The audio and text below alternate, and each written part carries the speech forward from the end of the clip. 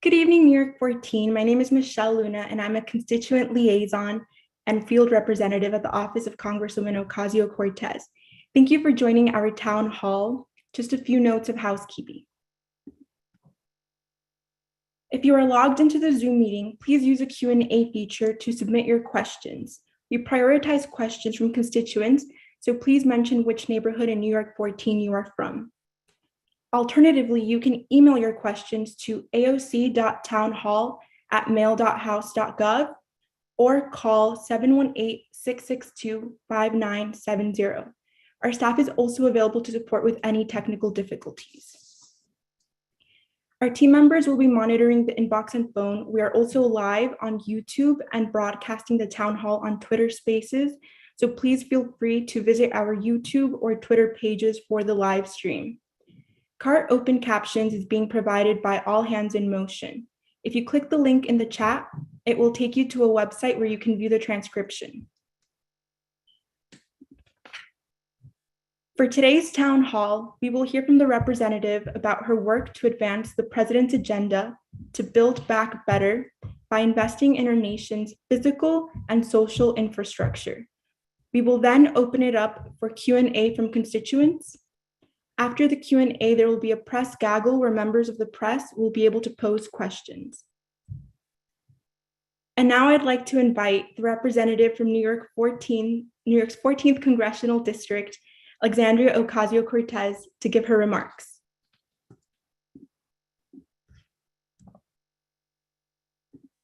Oh, I was muted for a second. Hello, everybody. I hope everyone's doing well. And I hope you all are finding yourselves, healthy and in good spirits, especially as we enter in the holiday season. We have Thanksgiving coming up. Unbelievably, this year has gone by very quickly. But once again, I'm very excited to be joining you all for our monthly town hall. So without further ado, let's just jump into it. Let's get into it. I want to talk a little bit about what some of our overall topics are going to be, discuss things a little bit. And and I think that's kind of what we want to move forward on. I think, let me see, there were some edits. Okay, that's fine.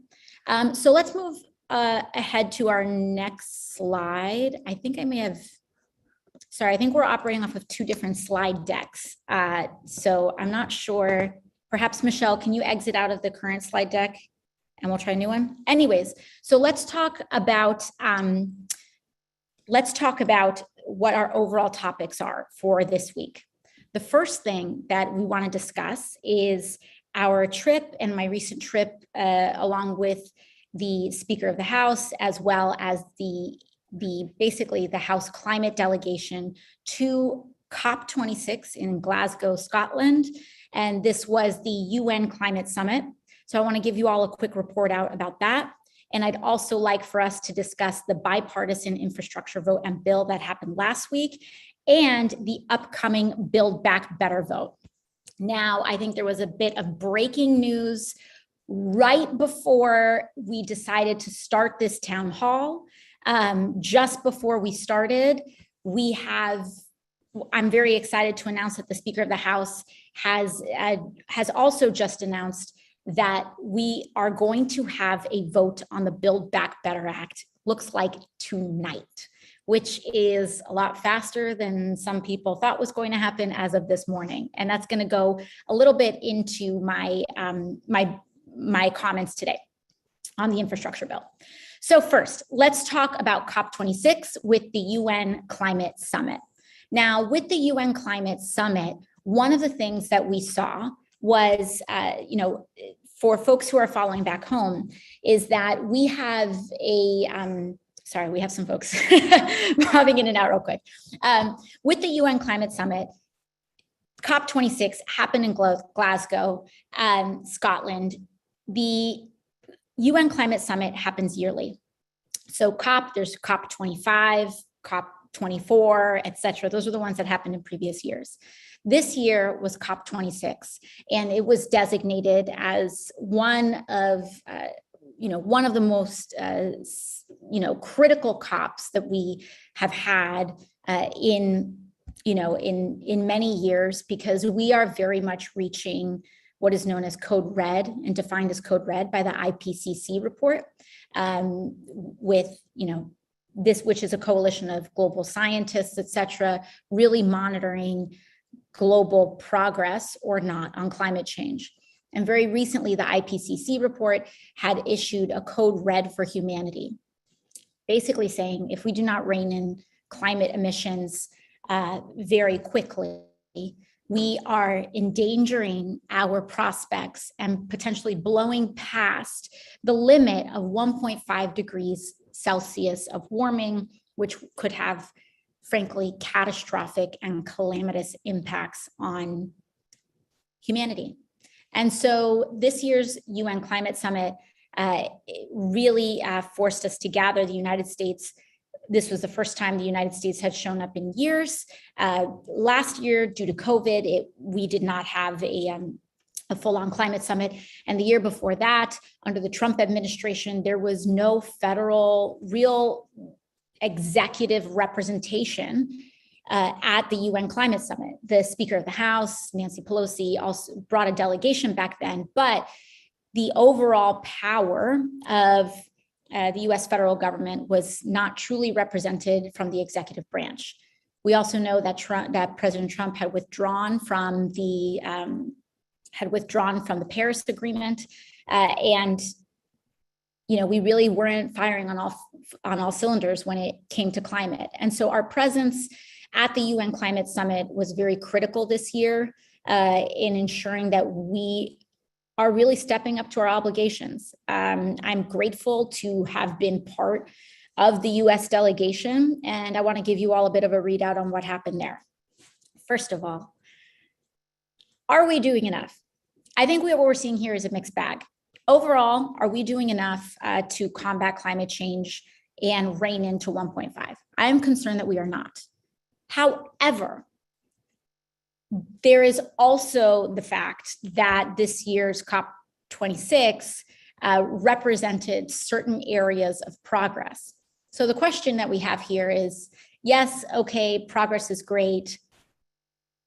Any progress is something that we'll take, but the fact of the matter is that we have a ticking clock. And if we don't reach our goals, if we don't progress fast enough before the clock runs out, there's really no amount of spin that we can discuss about that. And so I think what we saw out of COP26, I think, is a confirmation that really work on climate change is going to be an all hands on deck situation. And yes, governments and private companies, et cetera, can make their commitments, but it's really going to take a lot of everyday mobilization of people like you and I to really speak up on these issues.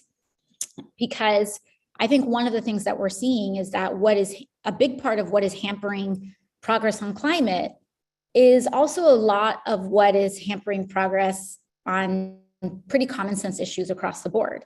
One is internal politics. It's very difficult for the United States to, or any other country, to commit globally and publicly to certain moves on climate if our domestic politics are not allowing for that to happen. And so that, I think, not only applies to the United States, but it also applies to the political realities of other countries. And so the more grassroots mobilization and the more broad urgency there is on climate, the more that can transform our domestic politics, which will then allow the United States internationally to be able to commit internationally to greater action, and action that will keep us below 1.5 degrees Celsius. One of the issues that I'm very concerned about is that, unlike, CBO scoring, unlike budgetary scoring, emissions math actually has, you can't fudge that math. You are either emitting CO2 and you're either emitting and contributing to climate change, or you're not. But globally, there's a lot of funny math that's trying to be used. And so there's a lot of fossil fuel corporations that are trying to, for a very long time, they tried to count methane, trying to say, hey, if we switch to natural gas and emit methane, then we're drawing down CO2 emissions. Well, yeah, you might be drawing down CO2 emissions, but that's because you're replacing them with methane, which is far more powerful and concentrated in contributing to global climate change. So, pros. I think that there is progress, and there was a lot of pressure on the United States globally and internationally to, and I think including after the conference, to actually start getting serious about climate change. But the cons are that we have a lot of work to do. And we can't just rely on the plan. If we're just relying on the plans alone that come out of the UN Climate Summit, we're not going to reach our goals. And so we need to take those plans, and we also need to add to them. So that's kind of the long and short of it. I'm happy to answer more questions on the UN Climate Summit during our Q&A, but that's the overall readout from that. Now, secondly, there is the bipartisan infrastructure vote and bill that happened several weeks ago. Now, as many of you know, the bipartisan infrastructure bill passed. Those investments will now start flowing to communities across the United States. And as some of you also may know, I did not vote for it. Now, for some folks that may say, why did you not vote for it? Or they may disagree with that outcome. Let's talk about it. So first, what you see on this slide here is what's in the infrastructure bill. What just passed a couple of weeks ago. So in this pie chart on the left, which is courtesy, I believe, the New York Times, you have the overall infrastructure proposal and needs in this country. So you can see, the big green section is R&D manufacturing investment. The big blue section is home and community-based care, clean energy tax credits, roads and bridges, electric vehicles, public transit. And we also have the red section, which is housing, schools, and buildings. That is the overall Biden agenda for the infrastructure bill. Now, keep in mind that this isn't even the entirety of what we were pushing for.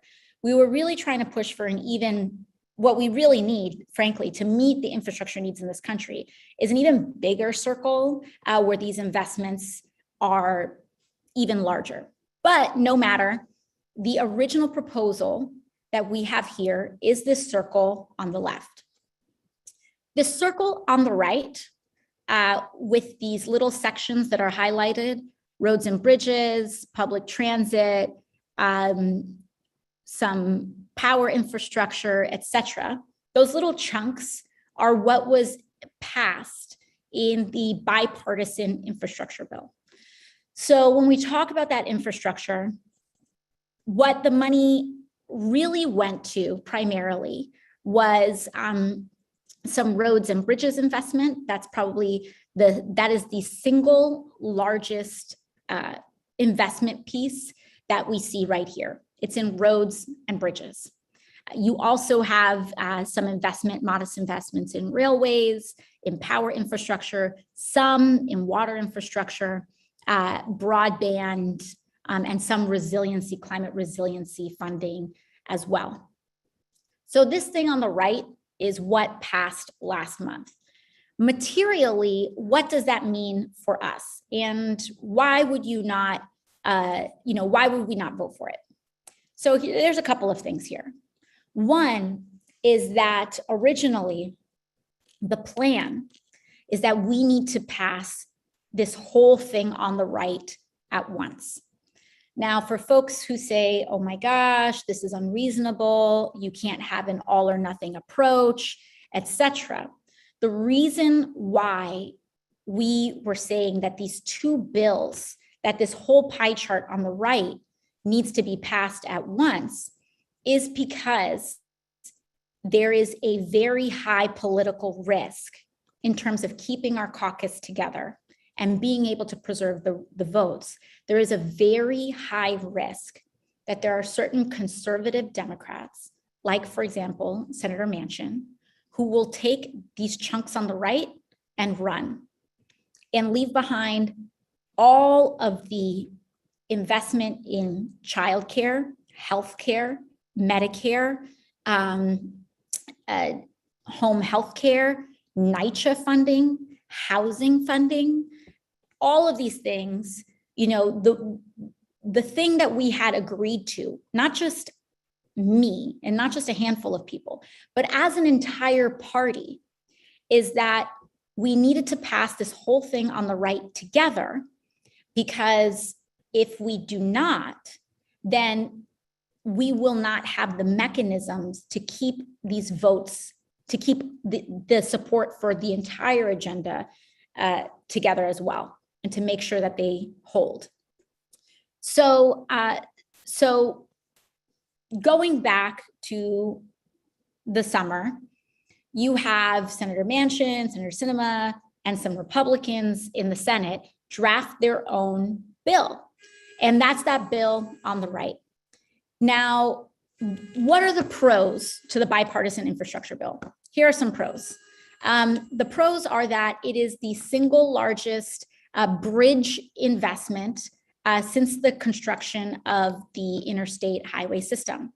So bridges are going to get a lot of love and a lot of historic investment. There's also a good chunk here in public transit and passenger rail, which is also good. We are looking at $65 billion for some communities to improve access to high-speed internet.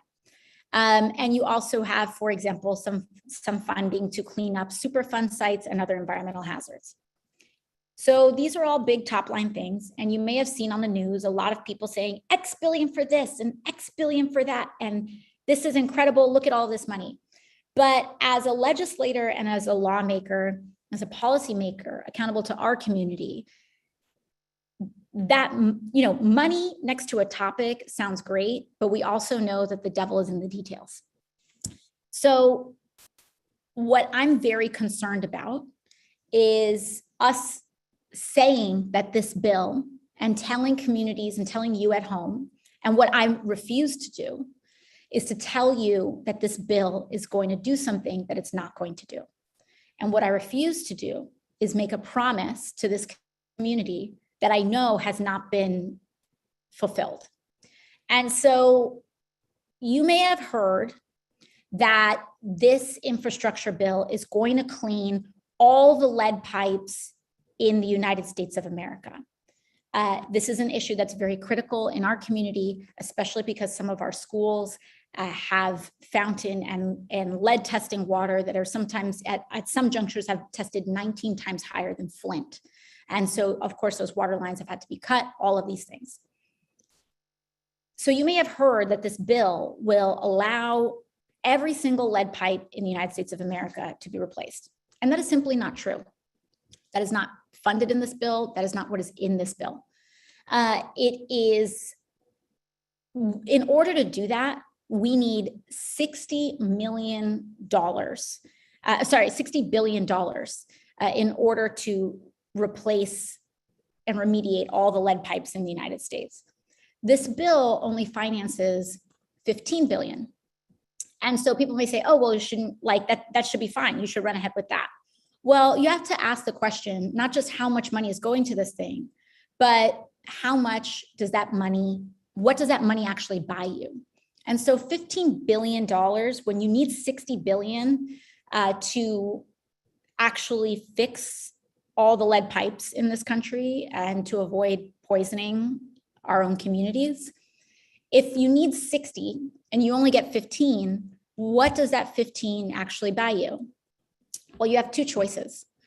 You can either use that 15 billion, and what it can do would be, 15 billion can potentially buy you the ability to identify and assess all of the lead pipes in this country, but it won't give you the ability to actually replace them. Or you go the other way and you just choose some places to have the privilege and the benefit of getting their lead pipes removed, and you allow other communities to continue to be poisoned. And so, so we know that this is insufficient, and we know that, it's not, you can't just like throw arbitrary amounts of money to things if a bridge, let's say, hypothetically, if a bridge costs $10 billion to build, or if a bridge costs $1 billion to build, if you only fund half of that, you can't build half a bridge. You're essentially not reaching your goal. And so our goal with the bipartisan infrastructure bill and the Build Back Better bill is that they have to be passed together, because they are written not as two different bills, but they are written as a lock and a key. On the issue of climate, for example, the Build Back Better Act, the bipartisan infrastructure bill, does virtually nothing on climate change. People may say, oh my gosh, but Congresswoman, it has investments in EVs and things like that. Yes, it does. And again, I am supportive of the bill with the Build Back Better Act. However, without the Build Back Better Act, the bipartisan infrastructure bill alone has a lot of giveaways to the fossil fuel industry. And those giveaways to the fossil fuel industry, there's also privatization of public infrastructure in the bipartisan infrastructure bill. This is something that President Trump was trying to do and wasn't able to. And so there are, negative aspects of the bill but in policymaking, there's good, there's bad, et cetera. But the goal is for us to come out is for the positives to ideally outweigh the negatives. So in passing the Build Back Better Act, the Build Back Better Act unlocks the positives in the bipartisan infrastructure bill and also adds to the needs in our community. So for a very long time, it was promised to us by our leadership that if we give conservative Democrats this one thing, because this infrastructure bill is not structured to really invest or center communities like ours. This bipartisan infrastructure bill was not written with communities like ours as a priority. I want to be very clear about that. One example of that is that when you look at investment in overall transit, 80% of the dollars go to roads and bridges, and only 20% of those dollars actually go to public transit and rail combined. So we have to make sure that we add on the Build Back Better Act. And so it was promised to us that those two bills would move forward together. And frankly, that promise was broken. My fear was that if we just allowed this thing to skate by, we would lose everything. All of those things on the left that you see, we were on a lock to pass all of it 2 Mondays ago. 2 Mondays ago, we were set to pass all of it. And because there are certain folks, certain Democrats that, by the way, are not from swing seats. So this argument that, these folks are in tough seats, you can't do this. These are some of these are New York Democrats, some of these are Hawaii Democrats, some of these are Democrats in very safe blue seats that have cast votes to tank prescription drug price reforms to help make prescription drugs more affordable, et cetera. We had all of this ready to go on that Monday. And then there was this insistence to strip all of this, what looks like practically 90%, and only pass these crumbs. And so what we needed, I believe, was an accountability mechanism to our party. And I take very seriously the fact that you all have asked me to not only hold Republicans accountable, but to ensure that we also hold the Democratic Party accountable for delivering on the promises that it routinely gives communities like ours on everything from jobs and investment and immigration and healthcare and climate and more. And so what I felt was that the whole bargain, the whole reason this even happened in the first place is because the president made promises, these 6 quite conservative Democrats made promises, and House leadership made promises. And all of those promises, we promise we'll get to this for you, is what allowed this fissure to happen in the first place. So when we break down the decision, if you are a person that feels, frankly, Congresswoman, I disagree, we should take whatever we can get, and we can always deal with something later. If that's how you feel, and if that's your position on this issue, then congratulations, because you got what you wanted. The bipartisan infrastructure bill did pass alone. Now, for transparency's sake, the incoming that was coming into our office and the calls that you all were making were overwhelmingly in the other column. So the calls that you all were making, as well as the official positions of important community organizations like Make the Road, the Working Families Party, Sierra Club, Indivisible, the Center for American Progress, were unilaterally saying, don't do this, because we were and are at a precipice of getting all of it, and we should not sacrifice and we should not risk our ability to attain universal pre-K for everyone in the United States of America, childcare, essentially free childcare, and capping prescription drug prices, making insulin cost no more than $35 a month, many other improvements on Medicare, all this other stuff.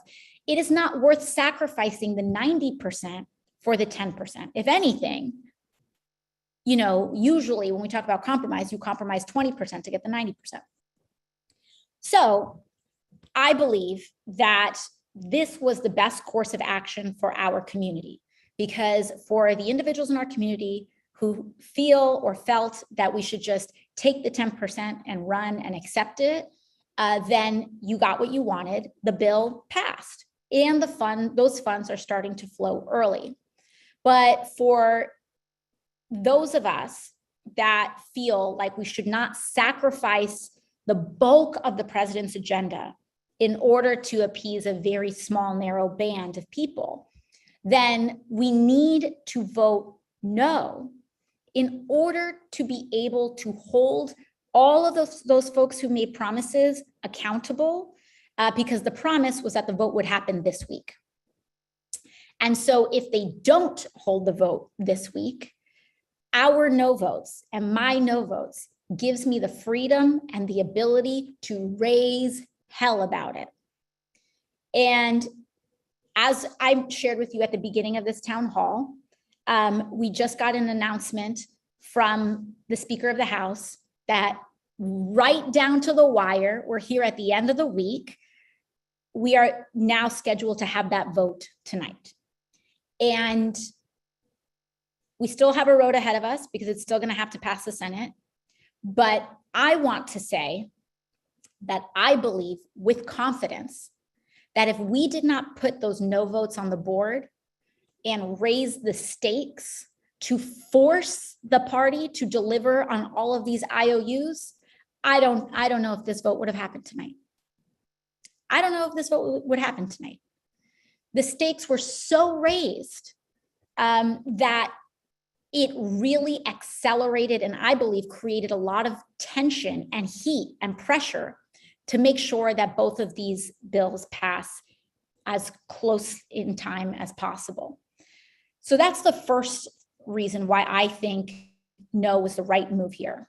The second reason why I think no was the right move was because the whole thing starts with the word bipartisan, right? That means Republicans and Democrats were supposed to vote for this bill. My belief was that if House Democrats kept the entire caucus together, we would not have gotten the Republican votes for passage that we did at the level that we did if we just handed them all of our yes votes, despite being dissatisfied with the broken promise of both of these things being held together.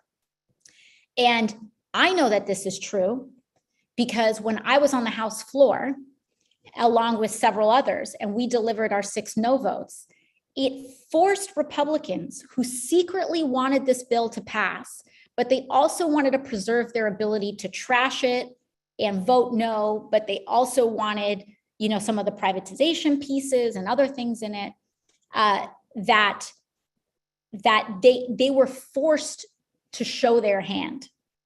It was like classic hold 'em, right? So these Republicans were forced to vote for a bill that they were originally going to vote no on, actually making it substantively bipartisan in House passage. And also had the added benefit of really making them angry. And frankly, the Republican caucus has been debating whether they should strip folks from committees, strip Republican members of their own committees for voting for this bill. That's how angry they were at it. And so I believe that our no vote helped us hold the entire president's agenda together without delay. I think it helped ensure that we protected universal pre-K and some of these other investments that you see here on the board, immigration topics, which I will kind of dive into during the Q&A, the climate investments that actually make this package climate positive. And I cannot understate how important that is, because the general assessment is that this is our one shot. We will not have another political bite at this apple to reduce emissions to this degree. This is our one chance right now at this scale. And so it protected things on climate. It adds additional investments for lead pipe removal to our community. It also, I have long been working extremely hard on making sure that we fully fund all of the NYCHA deficit that we have. So the boilers that go out in wintertime, the lack of hot water, the awful, inhumane conditions in NYCHA, that's all here. The funding to fix that is here in the Build Back Better Act. And I could not go home and sacrifice it and say, it didn't happen. This is not about even, it's do or do not. There is no try right now in our community. So sometimes we got to be a little bit sharp in our elbows, but I truly believe that our no votes accelerated this process. It added pressure because if those promises were broken, it risked huge, I would think, really awful effects for and implications for democratic lawmaking. And so I believe our no votes helped us hold the party accountable. It helped us ensure that we got a speedy vote on the Build Back Better Act. And I also believe that it actually forced the bill to be bipartisan, much more bipartisan in the House than it was originally supposed to be. And so, and again, if you disagree with that assessment, you got what you wanted anyway. And so I believe that it's a win-win scenario. So as I mentioned, the speaker had just announced right before this call that we're about to have this vote on the Build Back Better Act tonight. And as I said, what's currently in it, we have $500 billion in climate investments, those additional investments for lead pipe removal. These are all of the infrastructure investments that pertain to our community and affect our community almost the most are in this second bill. And so saving it was critical, because my deep concern would be that if we only pass the bipartisan infrastructure bill alone, that the impact would not really be felt in our everyday life the way that it really needed to be. So that's the good news. We also have from funds from the American Rescue Plan that we voted for earlier this year, we have $10 billion that went to the MTA for investments, which is really good and very much needed. Governor Hochul also announced that there will not be fare increases. And so, you know, we are making some progress, but this right here, this slide right here, and this vote tonight, and this legislation with the Build Back Better Act, like this is the head honcho here that we have to work very hard to protect and if not expand. Lastly, I'll do a quick note on immigration reform in the Build Back Better Act. Okay, so this is something that I've been working very, very closely with some of our advocacy communities and leaders here or rather at home in the district. I'm in DC right now because we're about to vote on the bill.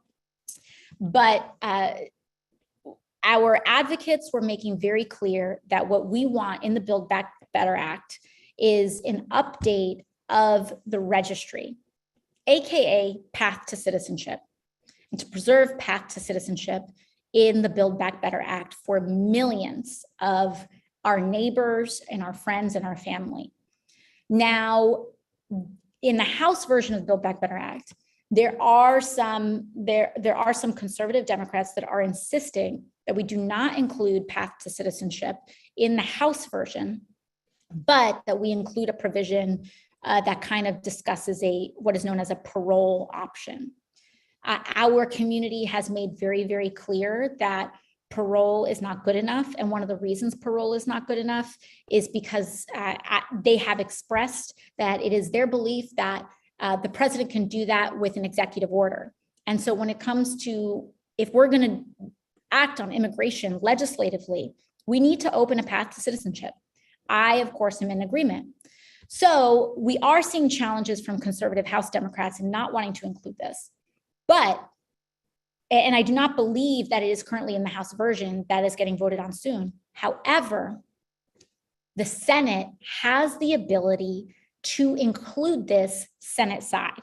And if the Senate includes it and the votes are there in the Senate, I believe that we can win some of those conservative Democrats in opposition here in the House. Because the argument is, you know, why should we support this and take this big political risk if Senator Manchin is just going to kill the path to citizenship? And so if the Senate can include it and successfully pass it, it's much easier to win one vote than it is to try to get, 6 to 10. And so if they believe that it can pass the Senate, I think that we might be able to include registry overall. But the key here is that if passage happens right now without the path to citizenship in the House version, we have to really mobilize and advocate for it to be included in the Senate version. And then if it's included in the Senate version, the House and the Senate can conference and we can work overtime to make sure that it's adopted. This is our shot, okay? This right here, everybody, this is our shot at a path to citizenship for millions of our undocumented neighbors and our frontline workers and our essential workers and everybody who has been contributing and paying more taxes than even Facebook or Amazon does, and has been contributing members of our society to finally be recognized as equal in the eyes of the law. And so now's the time. Now is go time. And once this passes the House tonight, that's when it's really game on to ensure Senate passage. So that's the update there. And let me see. I think that's pretty much it that we've got. We've got some general announcements, I believe, on the next slide. Okay, yes. So we are hiring for spring interns. It is, as I mentioned, it's November 18th today. So get your applications in if you want to intern with our office. We have internships both in district, in our Queens office, in serving in the Bronx, in our Bronx office as well, in our DC office. So our spring internships are open. Please apply if you're interested. Medicare and open enrollment for healthcare is open right now, and it closes in 2 to 3 weeks. So please make sure that you pick your new healthcare plan. And healthcare.gov open enrollment started about 2 weeks ago and will continue until January 15th. Lastly, FEMA assistance for Hurricane Ida. It is closing on December 6th. So if you or your family or somebody you know was financially impacted by Hurricane Ida and you need or want to seek reimbursement for those damages, apply to the FEMA portal. If you need help to apply for the FEMA portal, please contact our office, but you can also just go straight to FEMA.gov and you can look at the open disaster declarations. There's a Hurricane Ida one for our community, and you can start filling out your applications. Another thing that we are hearing is that many people's applications, initial applications to FEMA, were denied. Do not take no for an answer. If your initial FEMA application was denied and you want to appeal that decision, we have successfully helped people in our community appeal their FEMA decision and get a new one and get the reimbursements that they need. So if you haven't yet applied for Hurricane Ida FEMA reimbursements, or if you were denied and want to appeal your decision, please do so either online or contact my office if you have any questions at all. This is really important. It's extremely difficult, if not impossible, to do after the deadline closes in terms of applying for assistance. So get your money, okay? Get your money. We got it. We secured the FEMA authorization. So I want to make sure that you actually cash in. Aside from that, I think we're opening it up for Q&A.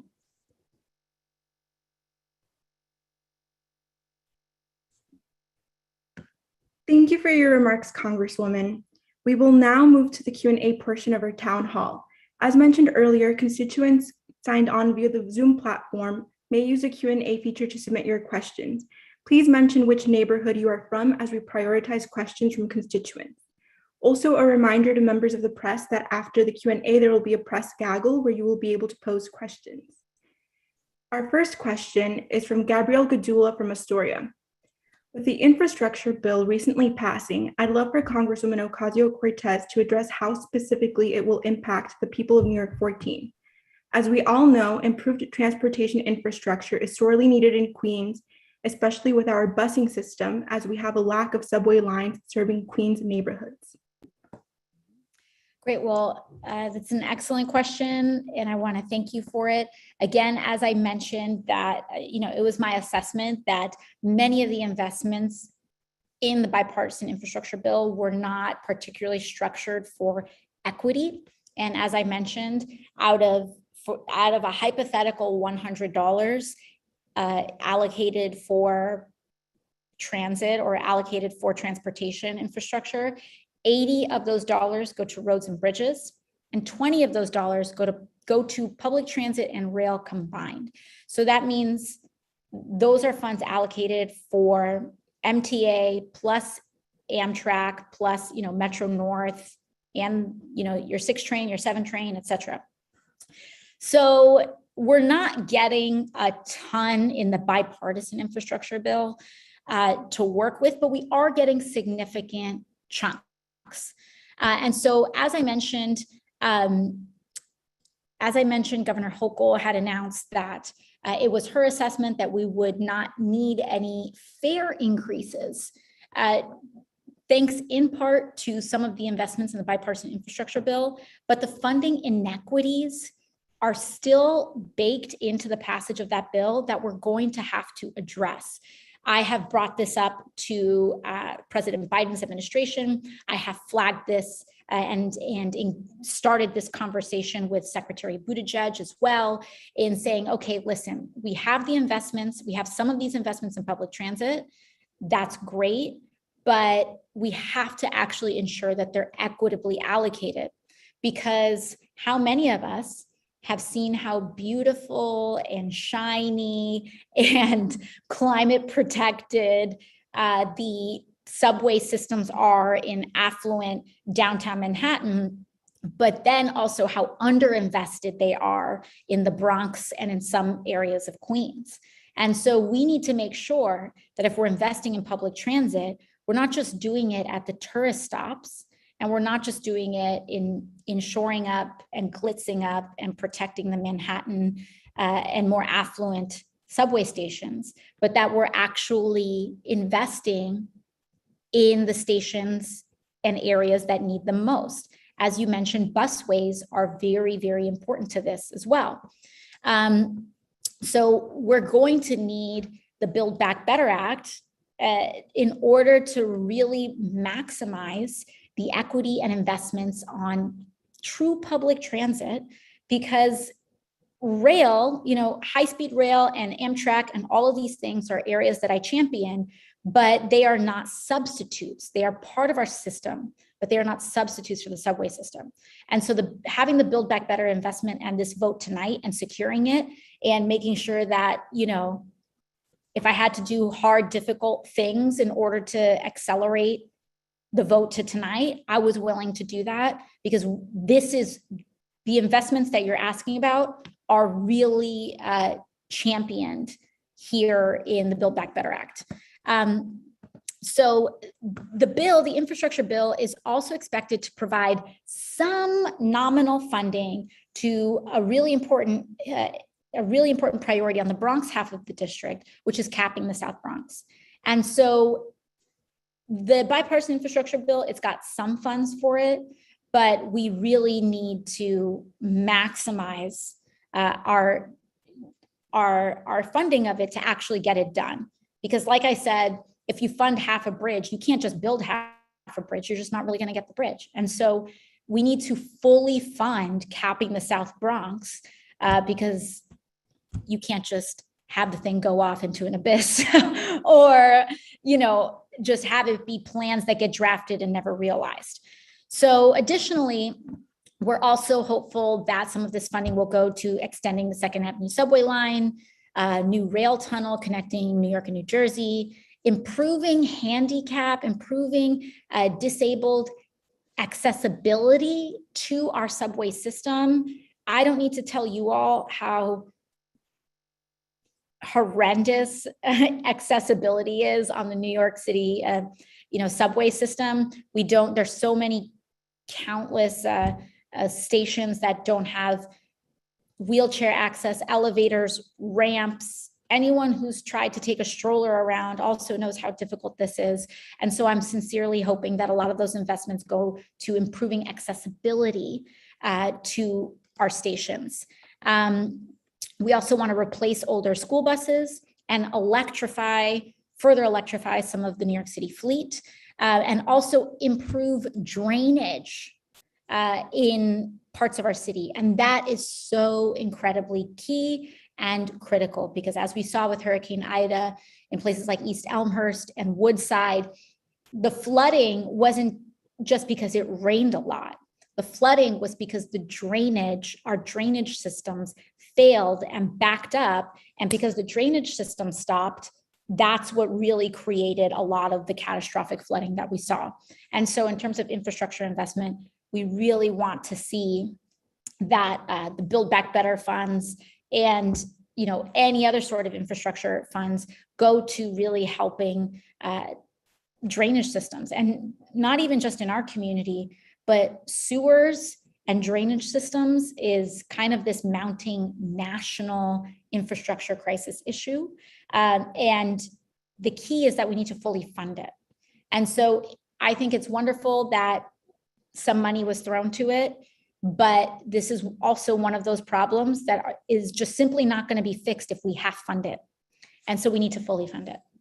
But next question. The next question comes from Lisa W. from Astoria. What is the status of what's being done about Congressman Gosar's tweet, and how did that affect you? Okay.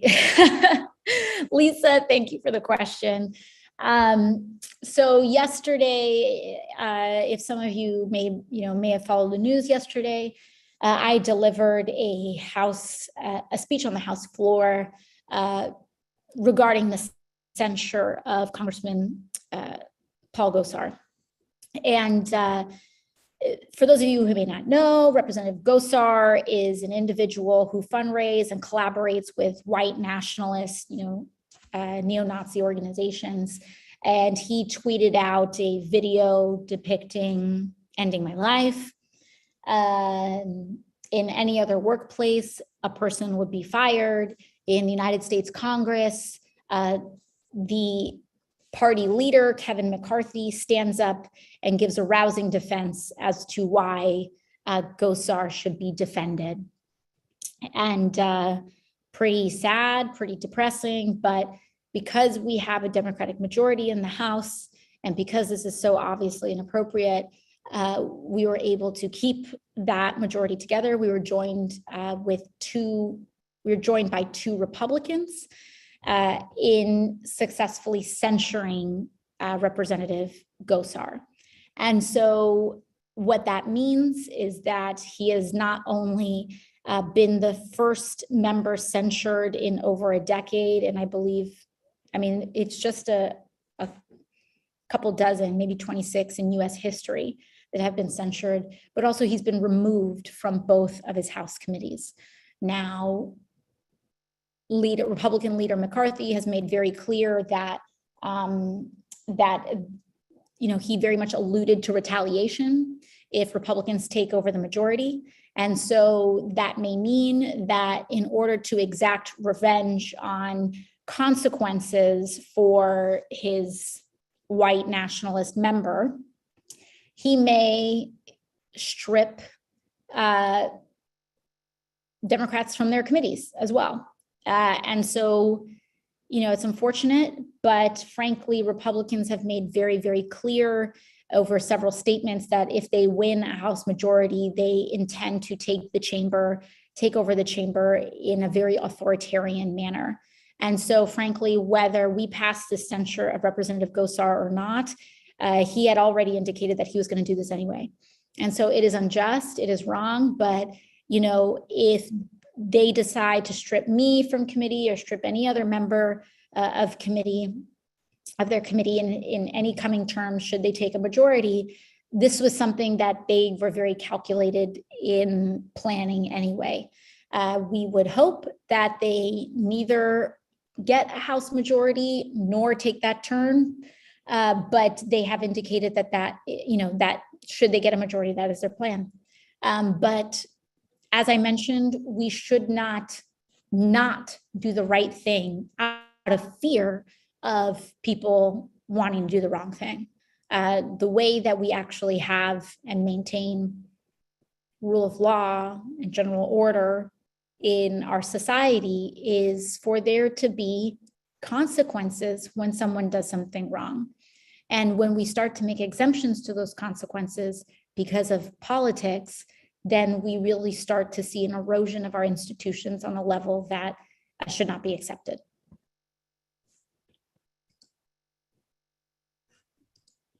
Thank you. Our last question comes from Michael Gebbies from College Point. My question is, what is Congress doing to support Social Security and Medicare? I see we are distributing money to immigrants and people out of work, but nothing to help or increase Social Security and Medicare coverage. Unlike most entitlements, this one was earned by the sweat of the workers.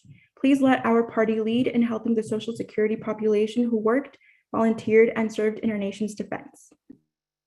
So thank you, Michael, for your question. I really appreciate it.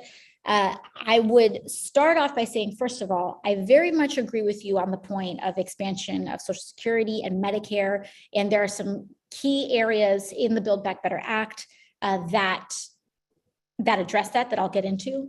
But I do want to say that the idea that unemployment benefits or relief for immigrants are unearned or are not contributed to by working people, I would just invite all of us to reassess that frame and to rethink that frame. Because first of all, unemployment benefits, we all pay into them, right? We pay into them when we are employed. And if any one of us falls into hard times, which I think we all learned during the pandemic can happen at the drop of a dime very unexpectedly, we want to ensure that the systems that we paid into when we were working can also pay us back. And a similar notion I would argue goes to our undocumented neighbors, because they pay taxes. Our undocumented community pays billions and billions of dollars in federal taxes every year and sees virtually none of it back. They fund our school systems. Our undocumented community does a lot, including contributing in taxes to systems like Medicare, Medicaid, Social Security, et cetera. That being said, let's get to the heart of your question. What are we doing about it? So I helped introduce just before heading to Glasgow about 2 or 3 weeks ago. I worked with Congressman Bill Larson in introducing the Social Security 2100 Act. And what it does is that it protects benefits and it protects proposed cuts to Social Security, as well as expanding the benefits available to people in Social Security. So we introduced that bill just about 2 weeks ago because there's many other provisions in it. It helps young people because, if you're not a retiree, a lot of people may not know until they sadly come into a situation where they are entitled to Social Security benefits. But if you have a disability, if you become disabled, if you lose a parent or a spouse, Social Security benefits are there for you too. And so it's very important that we not only protect them, but we need to expand them because they are not catching up to cost of living. And the whole point of Social Security is to protect and respect and honor our seniors and our elders for all of the contributions that they have made to support dignified life for vulnerable families and communities, such as widowed communities, widowed families. My own family benefited from Social Security when my dad passed away when I was a teenager. And it was a huge help in helping us put food on the table at one of the most vulnerable times of our lives. Also, if you come into a disability, no one plans on getting into an accident or getting diagnosed with a disabling condition. But it happens to all, it can happen to any of us at any time. And so the expansion of Social Security is extremely, extremely important and something that we're fighting for. On Medicare, what we see is that in the Build Back Better Act, there's currently a provision to expand Medicare to cover hearing. We have also tried to include vision and dental, but Senator Manchin has been opposed in the Senate to include the expansion of Medicare to cover vision and dental benefits, but we have protected hearing benefits to be added to Medicare. Overall, when I was talking about what we wanted to fight for that was bigger than that pie chart, we wanted to lower the age of eligibility of Medicare down to 50. And my preference is to lower the age to 0 so that anybody can access Medicare. And also, I think that allowing young people to buy into Medicare shores up and the costs of Medicare for our more vulnerable people. I would love to have Medicare. I have to get mine on the exchange. So that's how congressional healthcare works. People think we have covered healthcare. We do not. But those are our current priorities on Medicare. And I think that wraps up our last question. Thank you so much. So we actually have time for one more question. Okay. So this question is from William from Jackson Heights. And their question is, I am a frontline healthcare worker with DACA. Even with DACA, I am unable to apply to jobs that require citizenship. I am unable to travel internationally, and I am at risk of deportation with any unfriendly administration. With all due respect, it appears that history has repeated itself with the Biden administration, and that immigration reform, especially a pathway for citizenship, has once again become a forgotten priority. What are you personally doing to ensure that immigrants are not forgotten? Yes, so thank you very, very much. This is such a critical and crucial question. As I mentioned earlier in my remarks, we are working on passage of the Build Back Better Act tonight. It has some benefits, like this idea of parole with benefits, but we also know that that level and that relief has been outright rejected by our community, and we need the full path to citizenship.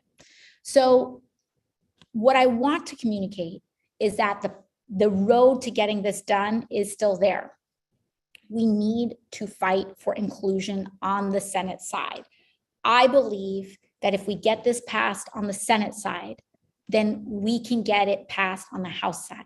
I think that there's a chicken and egg political situation where if people don't think it's going to pass on the Senate side, then they won't vote for it on the House side because it represents a political risk in certain communities. However, if those folks, if some of these communities feel like we actually can pass it in the Senate, I think we can make the case, and I think we can win the argument on opening a path to citizenship in the House. But what the House needs is for the Senate to confirm that they will actually do this. Because what people don't want to do is send provisions and just vote on things willy-nilly that will not make passage. And so I think with passage of Build Back Better tonight, we need to add that pressure to the Senate. What am I willing to do? Well, first of all, I've been fighting for inclusion of registry on the House side this entire time, but I also plan on authoring and building a coalition to release a letter, really amping up the pressure for this to be included in the Senate version of this bill. It's really, really important that we get this in Senate side. And if we can get it in Senate side, then I think we can get you relief. But it's going to take a huge amount of advocacy and grassroots organizing. Now, don't take that in a discouraging way, because the good news is that our community has been delivering that historic grassroots organizing and presence. And so our organizations here at home, like Adhikar and NICE and Make the Road, etc., have been organizing actions both at home and in DC. And it really has been very effective in keeping the issue front and center legislatively. But all of that is to say is that when this vote happens tonight, we can't let up on that. And we have to make sure that we continue these actions because they are having a positive effect on the chances of it. But the specific ask right now, if we want to open the path to citizenship, the word is registry, registry, registry. What that means is folks may know that back in the 1980s, Ronald Reagan said any immigrant any undocumented, any person that was undocumented that came before, I believe the year was 1986, he provided essentially a path to citizenship, documentation, full citizenship. Now, the proposal is to just simply take that registry date of 1986 and to update it to 2010. That's, I believe, the current date that the compromise is at. And basically anyone who arrived before that date will have access to a path to citizenship. But that term is called the registry. And so the reason I want to give you all that keyword is because immigration reform can be anything. It can mean anything from the most disappointing 2 crumbs to opening an entire new positive future for our community and our families. And so the word for the good outcome is registry. And so if you want to ask for a registry, and if you're talking to a federal office and they try to say we can't do registry, we need less than registry, registry is what we're fighting for. We get registry and we win path to citizenship for millions of people. So the word is registry in your advocacy calls and in your letters, etc. And they matter. They really, really do matter. So those are our next steps forward. I'm going to be advocating for inclusion of registry Senate side, but we also need your advocacy and reiteration that we need to fight for it Senate side as well. Thank you so much, Congresswoman. Thank you so much to our constituents for asking questions. You can always contact our office by calling 718-662-5970. Now moving on to the press gaggle. If you are a reporter and would like to ask a question, please click the Q&A icon at the bottom of the screen and state your name and outlet in the question field. Reporters who are selected will be unmuted so they can ask their question to the member directly.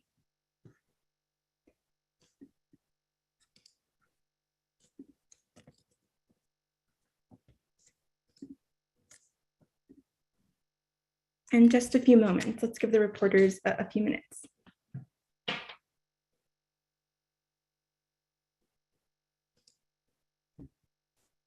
Michelle Price, AP. Hi, Congresswoman. This is Michelle Price with AP in New York. I'm wondering if you have any updates on the situation at Rikers Island, if there's anything that the Biden administration has said that they might do to intervene there, knowing that we have the corrections officers vaccine mandate is supposed to kick in less than 2 weeks, and the percentage of the officers there who are vaccinated has not really risen very much in the last couple weeks. Yeah, so I've been, I sit on the Congressional House Oversight Committee, so Oversight and Government Reform Committee. And as we also know, that Representative Carolyn Maloney is the chairwoman of that committee. So we have been working very hard to try to advocate as much as we can, given that there is a city and state nexus on this issue. So we want to respect the jurisdiction that we have, respect those lines of jurisdiction. And, there are also real limitations to what we can and cannot do given with jurisdiction issues. But that being said, we've been working very hard to figure out what some of these areas are for oversight, including any potential investigations. And so I know that the chairwoman's staff on the oversight committee has been currently investigating some of those areas, and we're kind of waiting back to hear what some of those avenues may be. So I don't want to kind of overcommit to certain actions, because I think they're just kind of reviewing for I think jurisdiction and privilege. And then finally, Kevin Frey, New York 1. Hey, Congresswoman, how are you? How are you? Not bad, not bad.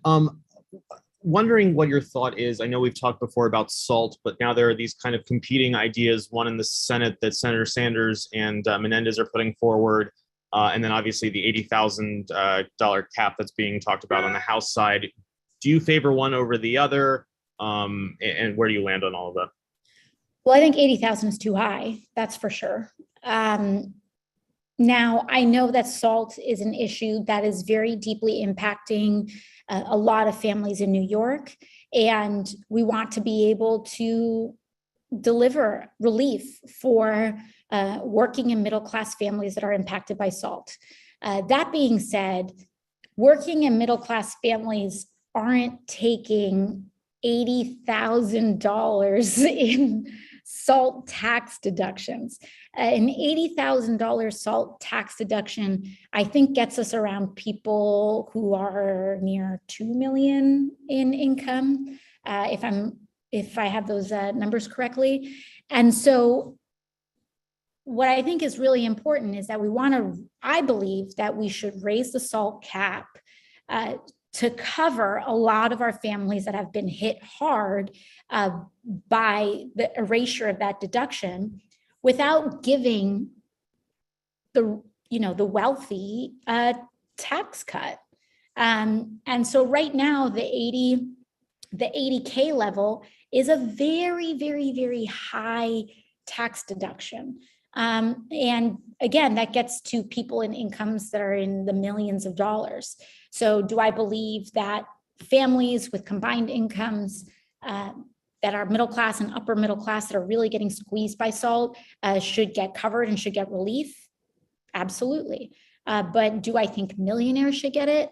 That's where I kind of have some questions.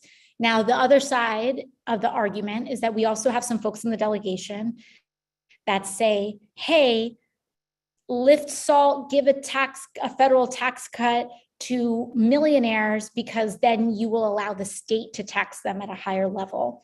I think that's an argument, but there's also this argument that everyone is leaving for Florida and that all the billionaires are leaving New York. But the data just shows that that's simply not true. The number of billionaires in New York State has precipitously increased throughout the pandemic. I mean, the SALT deduction targets millionaires, gives a tax break to millionaires. I think that is something that, I don't necessarily agree with that. So the Sanders Menendez proposal is to say, if you make less than $500,000 per year, 500K, then you are eligible for SALT deductions. I believe it's a phase out. So it starts at 400,000 and then you can continue to deduct SALT taxes until you get to incomes of about $500,000 per year.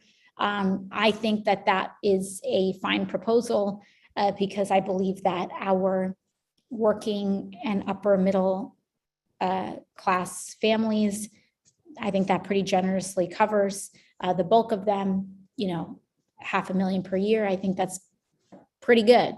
So I think that's kind of where I'm at with SALT. As I've indicated this entire time, I am open to SALT reforms. I just don't think that we should be giving tax cuts to the rich. Thank you, Congresswoman. Thank you so much to our constituents for joining us. Your engagement is what allows us to continue to fight for you in Congress.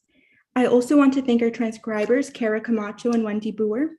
Thank you to our interpreters, Jana Owen, Debbie Olson, Aldo Rezendiz, Edward Lau, Ruben Martinez, Roshan Ara, Yakub Ali, and May Galama.